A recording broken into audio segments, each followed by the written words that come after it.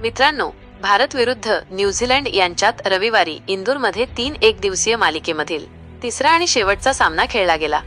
या सामन्यात न्यूझीलंडने Darrell Michel आणि ग्लेन फिलिप्सच्या शतकांच्या जोरावर भारताविरुद्ध 338 धावांचा मोठा डोंगर उभा केला होता. प्रत्युत्तरात भारताला 46 षटकात सर्वबाद 296 धावाच करता आल्या. परिणामी भारताला 41 धावांनी पराभव स्वीकारावा लागला. या पराभवावर भारताचा फलंदाज अजिंक्य रहाणेकडून नाराजी व्यक्त करण्यात आली. त्याने कर्णधार शुभमन गिलच्या रणनीतीवर प्रश्नचिन्ह उपस्थित केले आहेत. काय म्हणाला तो तेच आजच्या व्हिडिओतून जाणून घेऊ. त्यासाठी व्हिडिओ शेवटपर्यंत पहा. चॅनलवर नवीन असाल तर चॅनलला सबस्क्राईब जरूर करा. मित्रांनो, न्यूझीलंड विरुद्धच्या वनडे मालिकेत भारताचा 2-1 असा पराभव झाला. तिसऱ्या आणि शेवटच्या सामन्यात न्यूझीलंडने भारताला 41 धावांनी पराभूत केले.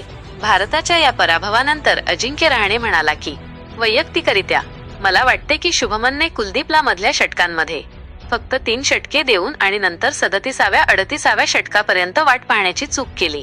जडेजाला देखील 30व्या षटकापर्यंत थांबून ठेवण्यात आले. तो विकेट घेणारा गोलंदाज आहे. इथेच भारताकडून चूक झाली.